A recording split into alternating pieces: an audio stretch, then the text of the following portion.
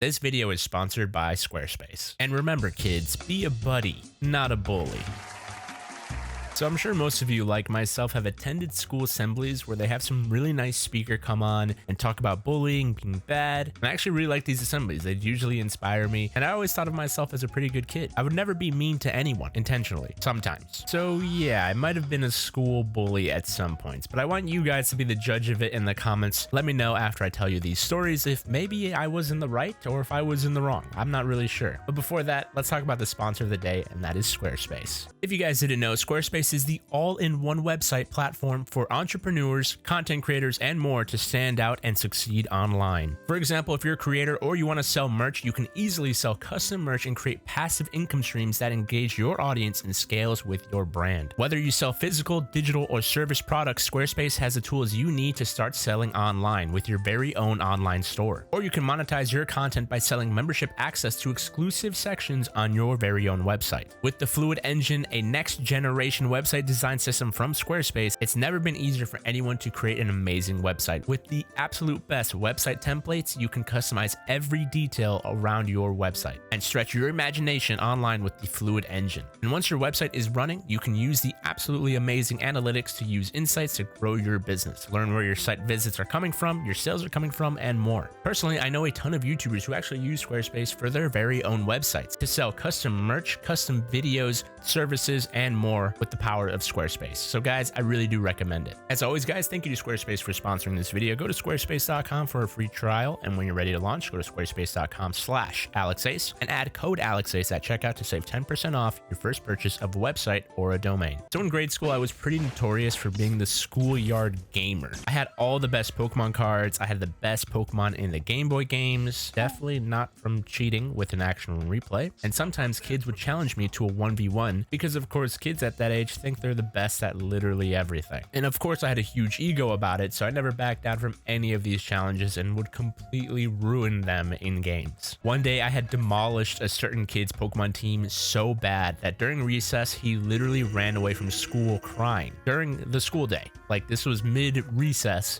and the teachers had to run after them. Like just to preface this, I wasn't like rubbing it in his face that I was winning or anything. I was just like better. Honestly, skill issue. Of course, afterwards, the teachers had been asking me what did I do to make him cry, and I just said I beat him in a Pokemon game. And then they were like, well, fair enough. Yeah, kids, I guess. I wasn't as bad as actual school bullies. At one point, we had bullies stealing hats, including mine, and throw them on the roof of the school. Yeah, the school was a kind of a short building, so it was pretty easy to just toss stuff up there. But sometimes I would get kind of evil against actual bullies, so I was kind of like the bully of school bullies. So it evens out a little bit, right? Like in middle school, during gym class, we had to do this thing called the pyramid run, which was a day where we ran 5 minutes, walked 1 minute, ran 4 minutes, walked 1 minute, and so on, and you get the point. I was just feeling lazy. I didn't want to run that day, so I intentionally ran in front of the school bully at the time very slowly. And because he was he got frustrated and pushed me so he can run past me. But being the super evil genius that I was, I fell to the floor, making it look way worse than it was, and I blamed him for shoving me. My gym teacher sided with me, letting me sit out for the rest of the run. And I think the most hilarious part about this was that the school bully was pissed. And every time he'd run past, I would just kind of smirk at him like an evil mastermind or something. I don't know, I was just edgy. To the point where he literally yelled, "Look, he's not even hurt, he's smiling." And I almost got caught, but the gym teachers didn't see a thing. It's kind of concerning how good I was at lying to my teachers.